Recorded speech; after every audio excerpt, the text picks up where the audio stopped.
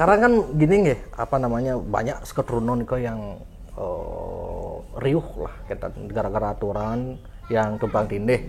Ya, ya. Nah, sebaiknya gimana nih buat, tapi kalau buat takutnya mereka prank. Kecewa. Nah, terus Sebenarnya nggak kayak bisa gini. harusnya gimana nih sekarang? Tidak Soalnya kan enak. rumit fenomenanya soalnya. Oh, itu ngabennya boleh aja rame-rame. Ya, sebenarnya Niko bun Nah, jadi. itu Yang punya ngaben. Nggih. Contoh dalam tanda kutip Tajan. Tajan, oh iya Tajan. Ya. Tajan banyak yang buka. Ya seperti Niko kan. Do maro deman, maro ngasilen, bango. Ya. Maro sing deman, maro sing ngasilen, tomang. Karena intinya mungkin sing tuyuh lah ketemu dari. Betul. Nah, ya janganlah seperti Niko karena ujung tombak Bali juga Niko satu budayanya, kedua memang pemudanya. Om Swastiastu, Bligos. Om Swastiastu. Mungkin Jag Bali akan ngobrol santai bersama seniman ogoh-ogoh yang tentunya teman-teman semeton semua sudah pasti tahu Bligos Mansurya yang karya-karya ogoh-ogohnya begitu berkarakter gitu Bligos. Kemarin yang kaget, kok Plebon bisa ada gogoh nih, gimana ceritanya Bligos?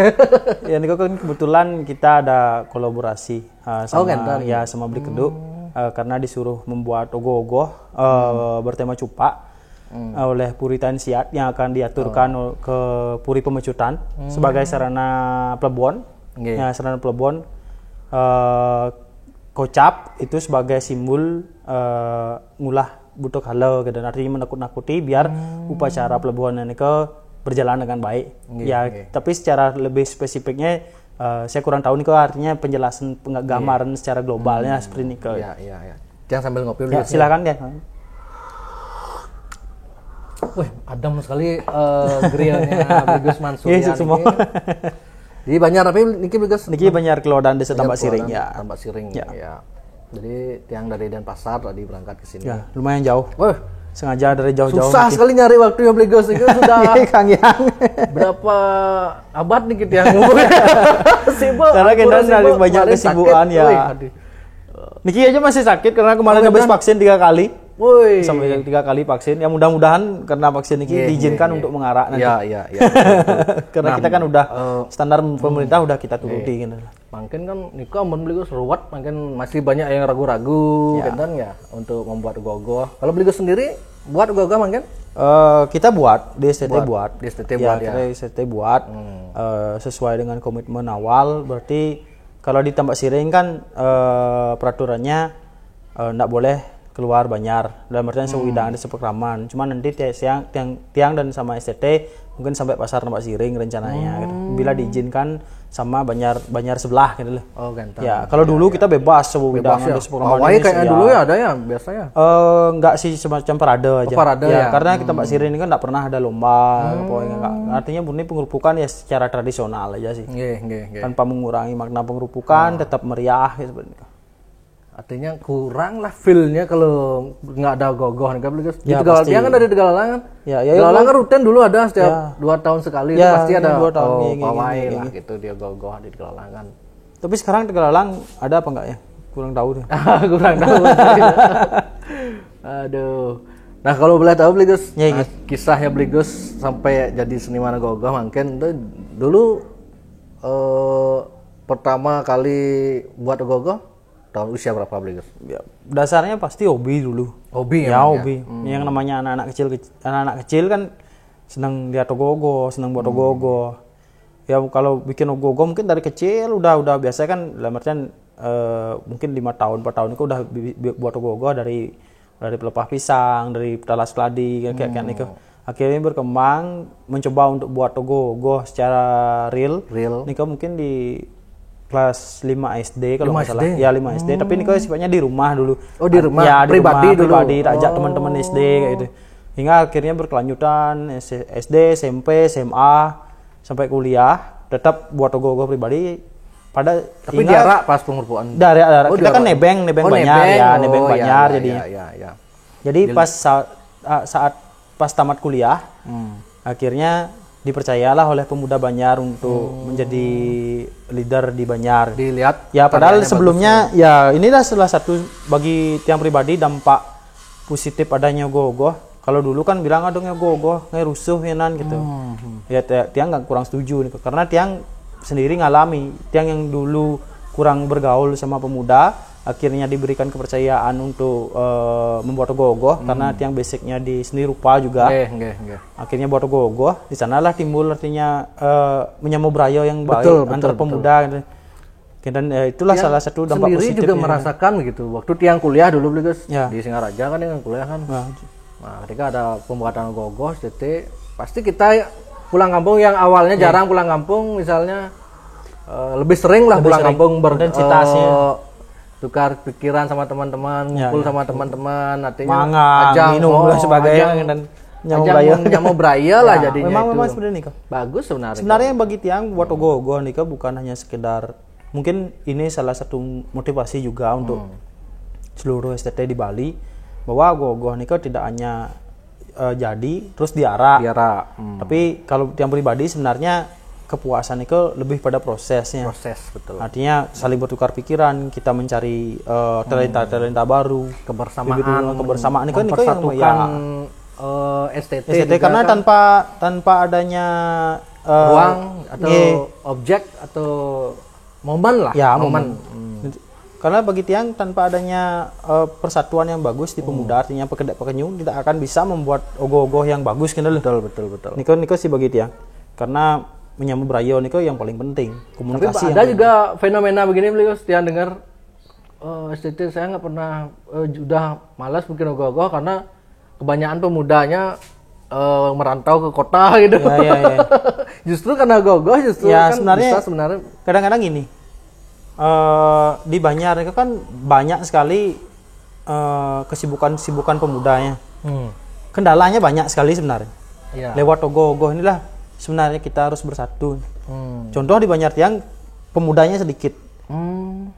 Kalau pemudanya nggak kurang lebih sekitar 70 orang sampai 50 orang. Nggak banyak nih. Dan semuanya kerja di pariwisata. Kalau kerja di pariwisata tahu sendiri kan, artinya waktunya ada yang masuk pagi, masuk siang, masuk malam. Waktunya sangat susah. Tapi karena semangatnya untuk buat ogoh-ogoh, mereka mau ke Banjar. Entah nih pulangnya jam 11 malam, mereka meluangkan waktunya ke Banjar. Karena napi? Karena tiang memiliki kepercayaan setiap pemuda nih memiliki talenta ya. Saya harus kasih kepercayaan nih ke pemuda. Misalnya A, ketika dia mampu untuk misalnya membuat jari ogoh-ogoh, dia kasih kepercayaan, mereka ada tanggung jawab. Dengan tanggung jawab nih mereka merasa yakin dan merasa dihargai, akhirnya mau ke Banjar. Jangan istilahnya gini, nanti ke Banjar mesti ragoe sing ado gaya apa ke Banjar. Nah, itu kan pandangan dulu. Tiang berusaha merubah niko. Jadinya tiang harus melihat talenta baru dan memberikan kepercayaan kepada talenta niko untuk ikut serta membuat ogoh-ogoh. Jadi mereka merasa milik bersama regenerasi tiang tetap sama kayak yang dulu Raja Budo.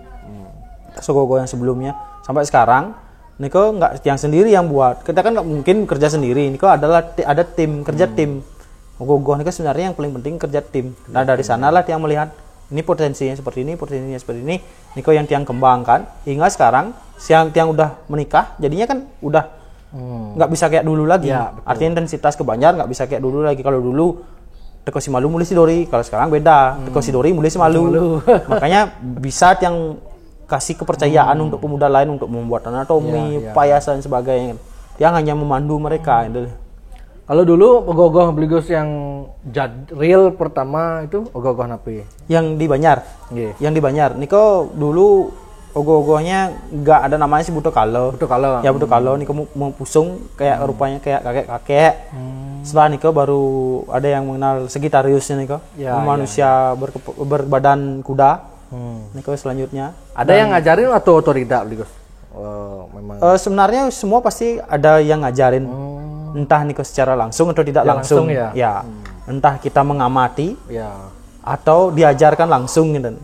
Kalau tiang Diki ada kakak tiang yang juga bisa membuat ogoh-ogoh. Kebetulan sekarang lagi ke Kepala Pesiar.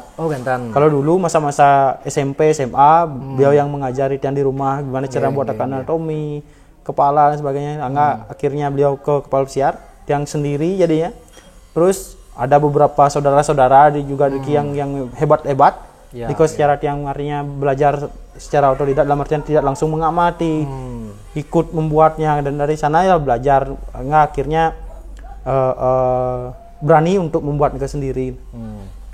Kan karya-karya ogoh-ogoh di tempat siring kan karakternya punya karakter khusus lah. Apa yang menyebabkan nih Bligus nih? Aku anak karakternya anatomi kayak kartun-kartun juga mirip gitu kan? Ya. Sebenarnya kalau tambak siring niki dibilang mempunyai ciri khas khusus sih sebenarnya enggak. Dalam artian cuman apa yang ditonjolkan tambak siring itu aja.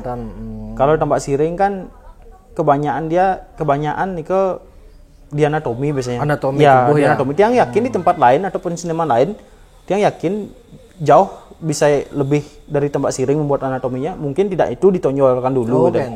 Misalnya contoh kalau tambak siring, kalau sudah buat anatomi yang bagus, kenapa ditutupi sama payas?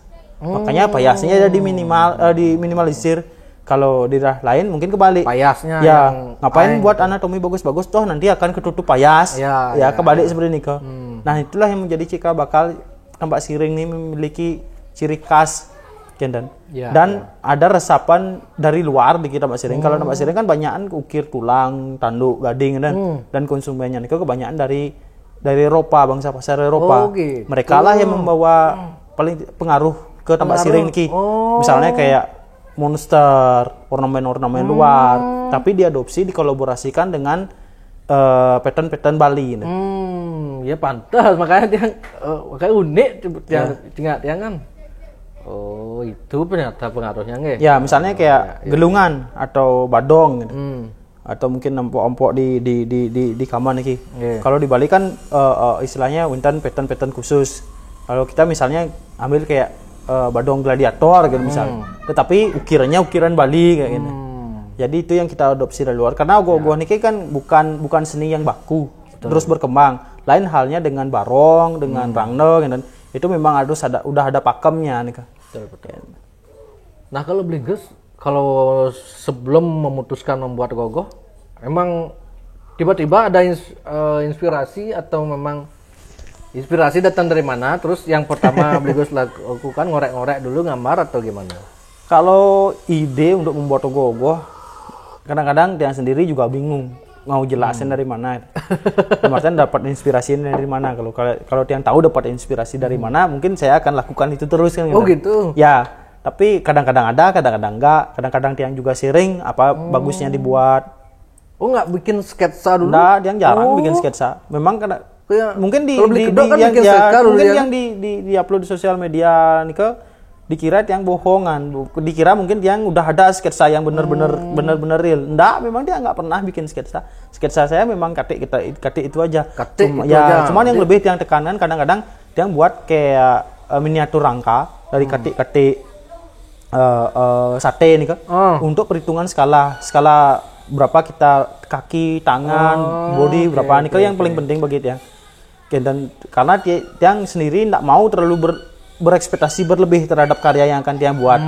Misalnya kita mau bikin apa, Durga kayak dulu. Kalau kita orang-orang, akan jadinya seperti ini. Yang pada saat membuat kenyak jadinya seperti ini kok. Kalau enggak, kita akan kecewa sendiri. Lebih baik kita berimajinasi sendiri pada saat pengerjaan. Siapa tahu ngalir aja pada saat jadinya bagus, itu menjadi surprise sendiri bagi yang sendiri gitu. Oh, jadinya seperti ini. Begitu juga audien, artinya penikmat yang penasaran mereka. Kalau yang buat sketsa duluan, mereka akan berasumsi dulu. Oh, jadinya seperti ini. Kalau enggak sesuai yang mereka ekspektasikan, kita semua akan kecewa juga. Kalau prinsip tiang seperti ini. Cuman idenya dalam artian, dalam bayangan, dalam pikiran, udah ada. Misalnya muan neker kene, buat neker kene.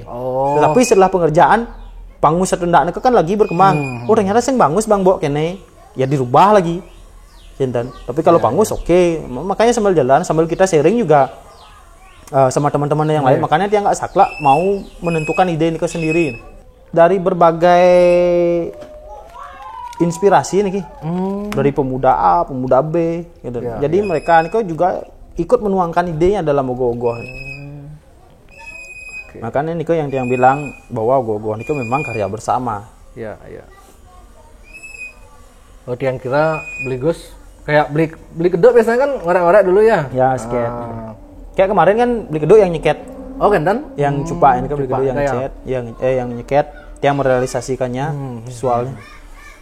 Makanya tiang heran kadang-kadang kalau sama yang pembuat gogoh, makanya kan kalau gogoh beli Gus kan rata-rata yang di Rapat Sirik lah rata-rata gerakannya kan nggak begitu kan, santai-santai posenya kan, tapi kuat gitu. Sementara ada yang gerakannya, ini gitu. Sebenarnya kalau beli yang pribadi dulu yang sempat membuat tapelnya yang pengaruh nih kan beliau atau apa yang apa badan harus seluruhan pasti harus berpengaruh. Besar harus berpengaruh. Semuanya nih kok pasti berpengaruh. Kalau dulu yang sebelum adanya sosial media yang udah membuat nih gogoh yang ekstrim. Artinya gerakannya ekstrim, bahkan tumpuk telu, tumpuk dua yang udah biasa. Akhirnya yang merasa dalam artian bosan kok gini aja. Kita buat aja yang simpel-simpel, kemudian malah justru dengan simpel nih kok membuat karakter yang hidup nih kok susah banget karakter ya. Susah banget istilahnya gerak nih pengpolos, pengbiasa, tapi penghidup yo. Itu susah sekali bagi Tian dan kreator teman-teman lain nih memeras otak sebenarnya. Play jadinya kaku. Ya kalau memang udah gerakannya pakem dan sebagainya kan ya mungkin dengan muka yang ngang tapi gitu ya jadinya udah kebayang nih kan. Yang kira beli harus bertapa dulu gitu. Dan udah genggentan. Yang dulu kalau waktu masih SMA kan yang kira ogoh-ogoh yang bagus tuh harus besar dulu bikin baru bisa bagus gitu. Enggak juga ya. Sebenarnya besar nih juga berpengaruh. Berpengaruh juga ya, berpengaruh sih. Cuman kita harus tahu besarnya ini kok enggak sih terlalu besar sekali. Istilahnya kub nih pengbakat gitu. Ini ogoh-ogoh cenik mungkin aja yang ngebat ngai atau galak nih si kuang besit pun agak bagi tiang pribadi ya agak kurang sedikit betul, makanya kalau saya ogoh-ogoh yang tiang buat ya pasti lumayan lah di atas 4 meter 5 meter itu segitu biasanya kayak sekitar yang dulu tiang pribadi loh sih cuman karena cenik agak kurang dia. Kalau tips buat ogoh-ogoh biar bagus dari beli Gus napinya yang perlu di konsentrasi kan yang memang benar-benar harus dipikirkan. Kalau tiang pasti anatomi. Anatomi memang harus kita bisa buat seril mungkin. Kedua memang karakter wajahnya ya karakter wajah. Ketiga warna. Biar nggak warna juga berpengaruh biar nggak warnanya udah gerak bagus, anatomi bagus, muka bagus, tahu-tahu warnanya ngejreng dan kan kurang dia. Mungkin warnanya agak harus tahu konsepnya mau bikin apa. Misalnya kita bikin raksasa kan nggak mungkin terlalu nyalang. Ya namanya raksasa pasti agak daki. Gitu. Terus finishing terakhir payas, rambut itu penting.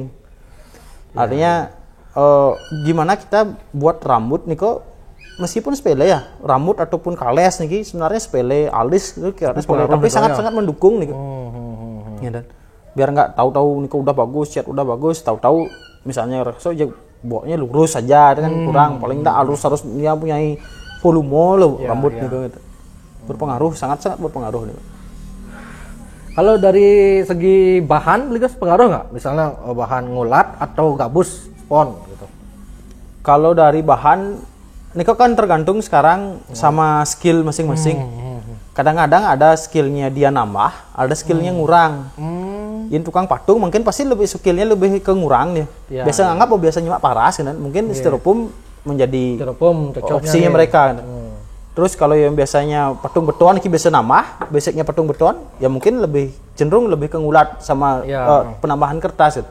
Cuman yang selalu yang tekankan apapun bahannya yang jelas bekerjalah secara maksimal gitu. Dia enggak mau pernah istilahnya menghakimi seorang nggak styrofoam kena sing lu kena enggak. Masalah pakai styrofoam atau tidak yang kembalikan ke ranah masing-masing.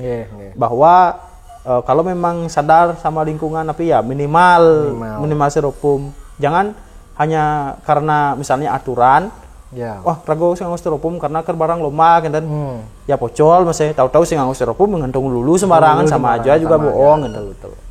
Seandainya pun nganggo styrofoam, kalau kita bisa memindahin sampahnya dengan baik, sing ngantung lulu sembarangan, kita modal ingat aja punya mau brayo, ingat aja misalnya cara nis kalau mau bantan dan sebagainya, yang lebih apresiasi seperti ini kau.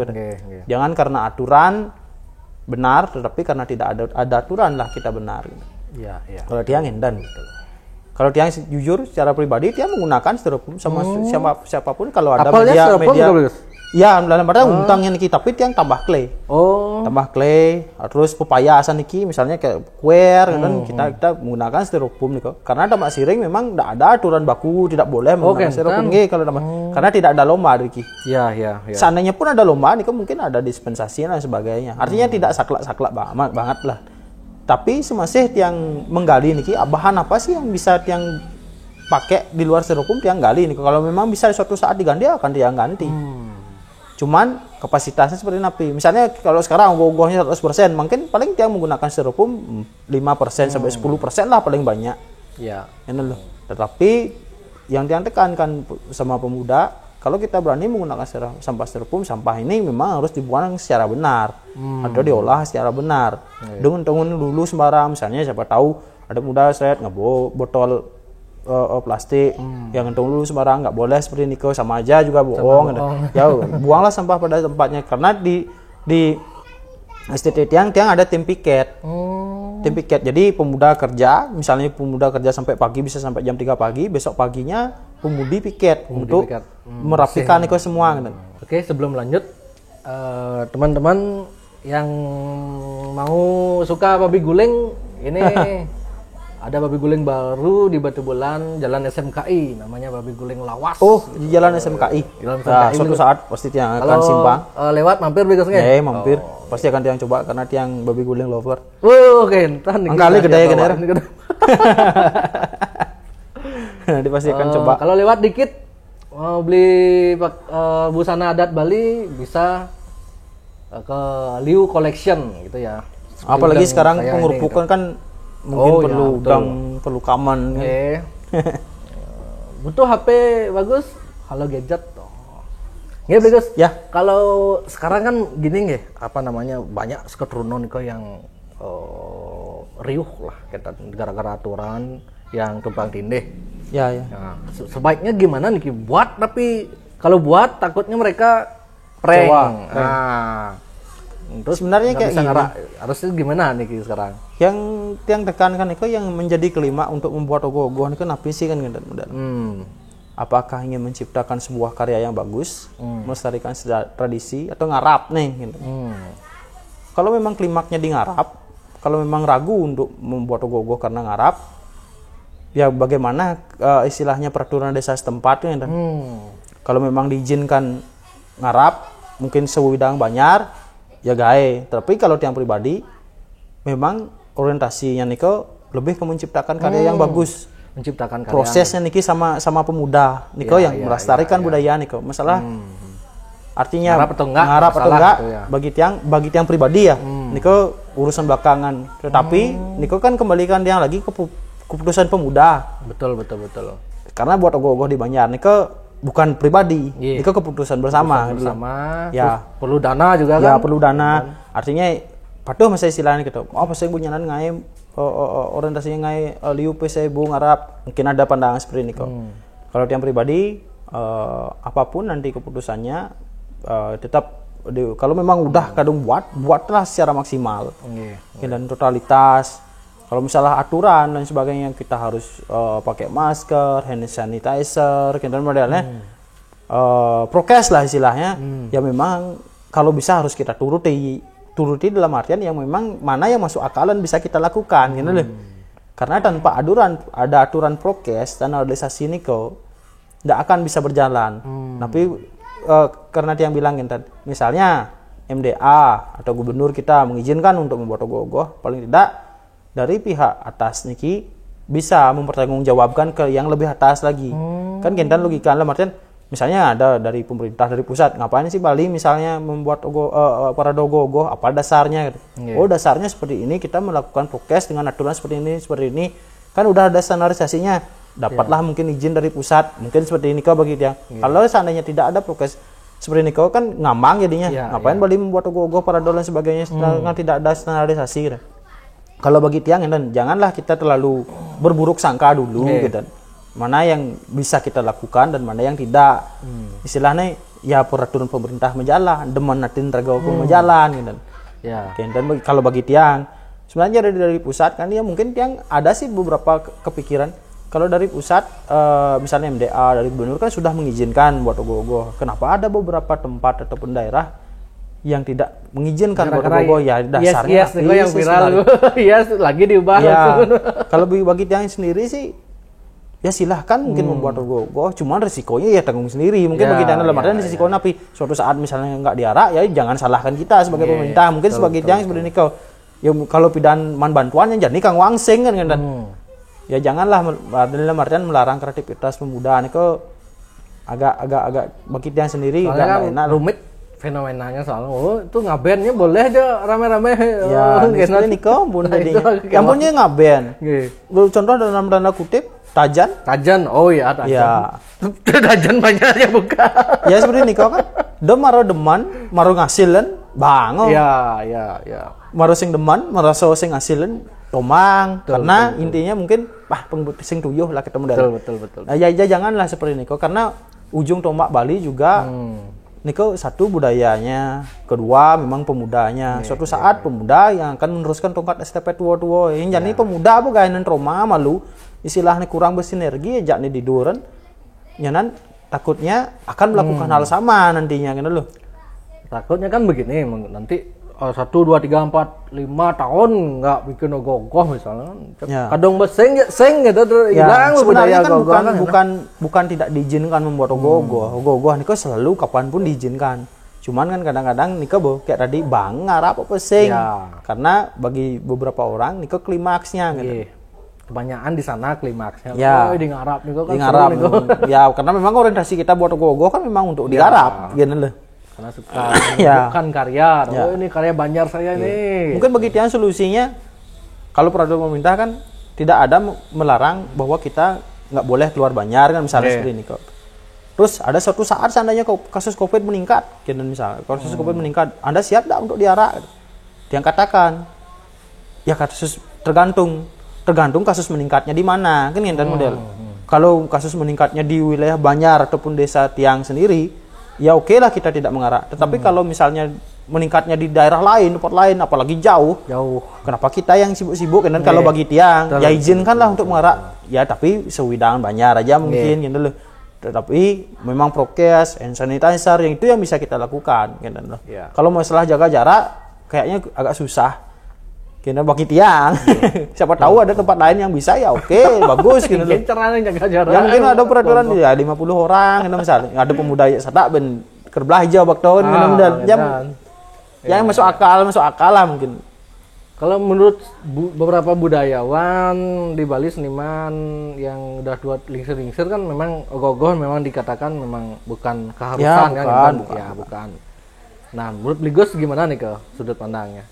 Kalau tiang pribadi sepengetahuan tiang memang ogoh-ogoh ini kan tidak ada di Menggah misalnya di Lontar memang harus buat ogoh-ogoh pada saat pengerupukan nggak ada. Tetapi ingat timbulnya ogoh-ogoh ini karena ada pengerupukan ya.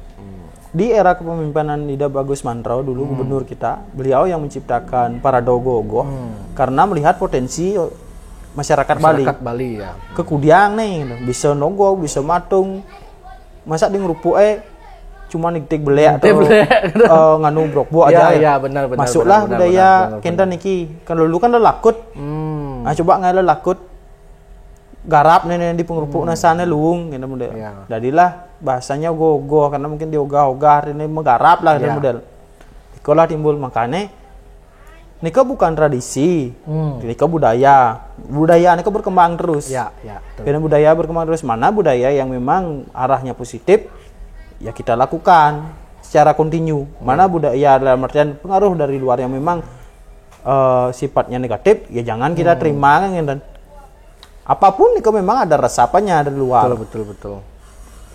Dan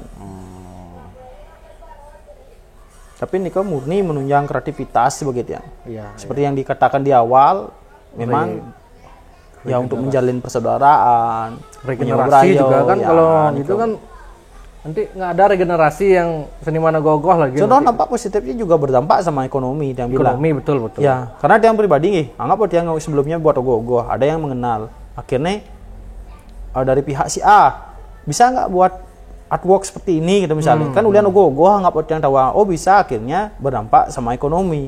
Ya. Area-area ini biasa makin menganggur di era pandemi, jadi ajak dia nang artwork napi itu kan berdampak juga. Ya. Secara tidak langsung ya Niko pasti akan menimbulkan sesuatu yang positif. Kalau selama niki kan Bligus ya termasuk pentolan lah anggap dalam karena lah pentolan yang 3 yang terkenal kan Bligus, Keduk, Limarmar gitu. Nah sempat nggak dideketin sama pemerintah atau ditelepon atau koordinasikan teman-teman biar nggak bikin ogoh-ogoh gitu? Enggak. Kalau pemerintah jujur begitu yang untuk sampai saat ini nggak ada yang istilahnya menghimbau gitu untuk intervensi untuk tidak membuat ogoh-ogoh, nggak ada. Malahan kalau di Gianyar mendukung Gianyar pemerintahnya. Sampai saat ini akan ada lomba. Oh gitu? Iya, lomba ogoh-ogoh tingkat kecamatan dan kabupaten. Jadi ogoh-ogohnya ini kan dinilai di tempat. Artinya juri yang menilai di tempat ogoh-ogoh, bukan nilai paradon. Ya, mungkin dia apresiasi sih untuk pemerintah Gianyar. Artinya seandainya suatu saat mungkin dalam tanda kutip tidak diarak ya paling tidak ada lomba gitu loh.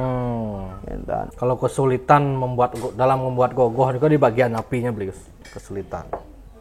Kalau visualnya pasti anatomi. Anatominya ya. Anatomi paling sulit. Tapi yang secara global yang paling sulit nih kok mencari waktu nih. Mencari waktu membagi waktu untuk pemuda nih susah. Artinya ada yang kerja, ada yang tiang juga sibuk lah, dan menjangkap nih untuk biar bisa kerja bareng nih kok yang paling sulit begitu ya. Menyatukan pikiran nih kok juga sulit. Ya, Kalau menurut Bligus, ogoh-ogoh yang di karya siapa lagi yang bagus menurut Bligus di Bali nih? Banyak sih yang lihat. Ya. Kadang-kadang dia malahan tahu karyanya, kadang-kadang penciptanya orangnya nggak tahu. Nikolah mungkin peranan penting bagi admin sosial media untuk meng-up mereka gitu. Karena banyak yang jauh lebih hebat daripada Tiang dan daripada seniman lain, tetapi kadang-kadang nggak terpublish gitu. Ada yang Tiang lihat Kadung ada banyak nih kok. Ya. Kendan ogoh-ogohnya bagus-bagus. Sempat malah yang pada saat ngujurin kok hebat-hebat karyanya mereka. Kalau Bligus menerima pesanan juga ogoh-ogoh? Kalau ogoh-ogoh sih enggak, untuk pengerupuk enggak. Paling Tiang di luar pengerupukan paling buat artwork. Biasanya artwork nih kok ya dari bambu dan nih kok coba Tiang cek ada pertanyaan dari netizen. Apakah ogoh-ogoh akan hilang di masa depan? Nah, menurut Bligus gimana? Enggak sih. Enggak ya. Enggak. Karena napi gitu. Masih ada yang mau berkarya pasti akan tetap ada ogoh-ogoh. Terlepas nih kau mau diarak atau enggak tetap. Uli Dijo inspirasi ngaya ogoh-ogoh Raja Buduh nih ke Bligusman. Kalau inspirasi ogoh-ogoh Raja Buduh ini pada intinya dia mau bikin ogoh-ogoh duduk. Nah, kayak duduk, inilah duduk ya kayak niki dah. Kan makanya duduk aja bisa bagus ogoh-ogoh. Makanya dia selalu menggali sesuatu yang simpel. Menjadi sesuatu yang nantinya akan menjadi sesuatu yang menarik ini loh. Ya mungkin beberapa orang nggak kepikiran ogoh-ogoh negak, ada yang kepikiran mungkin ogoh-ogohnya yang kleng, ogoh-ogoh mesiar, saling debak ini mungkin. Ya negak, simpel ini negak. Bligus waktu kecil suka nonton apa mungkin itu film Kalau gitu? Film dia biasanya kalau senang pasti film Hollywood. Karena banyak mereka nih kok karakter untuk bagian monster dan lain sebagainya. Nanti kok memang dapat banget loh. Imajinasinya tinggi-tinggi sekali. Contoh misalnya yang dulu sering nonton film The Hobbit, Lord of the Ring, nih kok banyak karakter orc yang monster-monster yang bagus-bagus. Oh, dari sana juga ya, datang dari sana ya. Terus film Predator, Alien nih kok karakternya malah justru kalau karakter alien mungkin banyak yang tahu. Ada yang beberapa tahu alien di film Hollywood nih kok malahan mereka mengadopsinya dari hal yang sangat-sangat konyol begitu ya. Ya. Kalau ada yang tahu nih kok dari alat kelamin inspirasinya pria dan wanita, tapi mereka bisa mengemas kok menjadi sesuatu monster yang benar-benar ayang lah dalam modalnya. Dari sana dia dapat inspirasi, oh berarti sesuatu yang biasa pun bisa menjadi sesuatu yang luar biasa kan. Iya, iya. Pribadi pertanyaannya sarang rabi. Ada aja. Lu sarang rabi itu gitu. Kok beli gos takut istri ki? Enggak. Bukan takut istri, tapi kan kita harus menghormati Ya, yang betul, namanya betul. sudah berkeluarga. Berkeluarga kan, harus gendon, gitu. ya artinya menyamu brayo di Banjar pun payu. Kewajiban kita sebagai kepala Itu udah kan yang ayam beli payu. bilang kan kalau udah nikah ya nggak bisa Ya, lagi nggak kayak bisa dulu, lagi. gendon, ya. Dan mana kapasitasnya masih yang bisa pegang di Banjar, Iya. yang pegang di Banjar gitu. Kan sing mungkin masih aja kulis Semang kan di Semang kali Iya, ini. betul. Anak cuma ada modelnya. Tapi kira-kira pesan-pesan untuk harapan Blegus terhadap pemerintah di situasi sekarang ini Ya. harusnya seperti apa pemerintah Blegus? Kalau pesan tiang untuk pemerintah atau kesannya pemerintah, yang pertama saya ucapkan terima kasih dulu ke pemerintah karena sudah mengizinkan membuat ogo-ogo ataupun parade. Nah, agar tidak izin ini istilahnya mati sekarang, mungkin karena ada mungkin Omikron dan sebagainya, kita harus sikap ini secara baik, dalam artian secara gimana ya, biar kebudayaan dan prokesnya kita tetap jalan. Ya. Ya, dan kalau misalnya kasus meningkat, di mana kasus meningkat janganlah membawa daerah lain gitu loh. Kalau memang di daerah tersebut masih aman, ya izinkanlah mereka untuk mengerak ogo-ogo. Meskipun hanya di Wewidang Banjar aja mereka mungkin sudah cukup terobati dan jangan mematahkan semangat di tengah jalan lah dan model. Dan lain sebagainya, misalnya kalau ada prokes kita harus pakai masker, harus pakai hand sanitizer, jaga jarak. Itu bisa kita lakukan. Itu bisa kita lakukan istilahnya pun pada payu lah. Ya. Dan kita sebagai tiang jujur sebagai anggap mumpun kreator ogo-ogo berterima kasih juga artinya sudah diberikan kesempatan Niko, tetapi kita juga harus artinya mana yang bisa kita jalankan, mana yang tidak. Artinya pun pada payu lah seperti yang saya katakan tadi. Kalau biaya ogo-ogo yang paling besar Blegus habiskan dari karyanya Blegus yang Blegus tahu berapa Blegus? Untuk karya ogo-ogo tiang. Kalau untuk yang paling besar biasanya biayanya di Raja Buduh. Oh, Raja Buduh ini kan berapa? Raja Buduh paling besar karena satu memang size paling besar.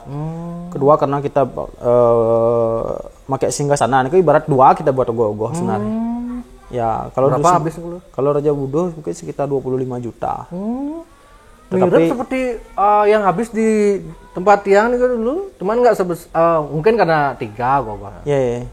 Kecil-kecil cuman 3 gitu. Kalau dulu ini nggak terlalu mahal sih kalau misalnya nomor Durga terus mesti ada sampai ratusan dong habis itu. Iya, ini kan payas semua kadang kan. Mungkin payas mungkin. Kalau kayak Durga terus si Dakap nih cuma 9 jutaan dia habis.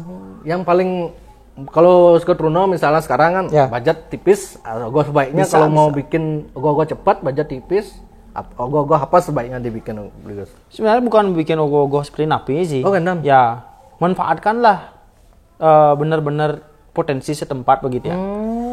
Kalau yang ada asal bisa ngukir ya udah ngukir kan. Udah beli payas enggak banget Ya.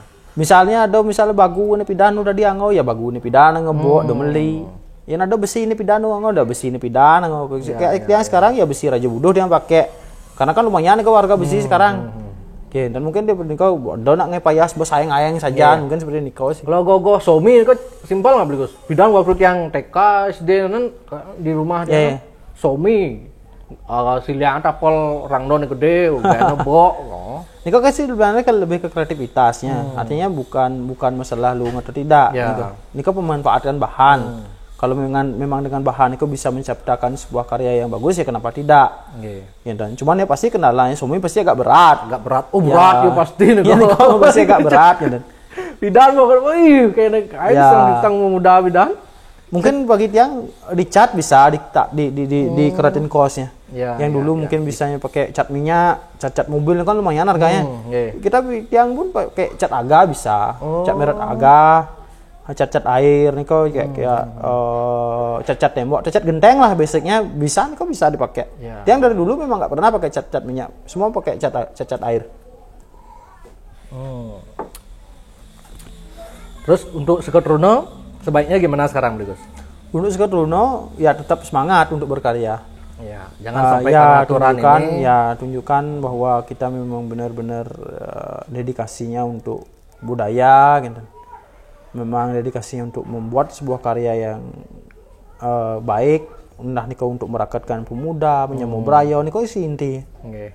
Terlepasnya nanti kita akan batal mengharap ogoh-ogoh niko bagi tiang pribadi, tiang pribadi gitu lah. Niko urusan kedua begitu ya.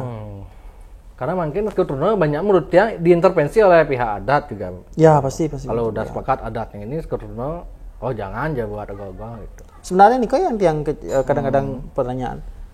Kan ini kan anggap bu pengerupukan buat ogoh-ogoh. Sebenarnya kan perhelatan pemuda. Lebih cenderung ke pemuda sih, tapi bukan 100% pemuda. Ya kita harus mendengar aspirasi pemuda. Ini mula pemuda mampu untuk naik, mampu untuk bertanggung jawab, ya izinkanlah mereka. Ya. Bagi tiang, jangan terlalu juga mengintervensi pemuda. Aduh ngai kene. Dan negatif pun malu pikir gitu loh. Pikirkanlah hal yang positif untuk mencapai hal yang positif juga kan. Yang terus berpikir negatif mau dianggung gitu loh. Kita nyanan nyanan udah supir mau tabraknya gitu. Bohong udah di supir.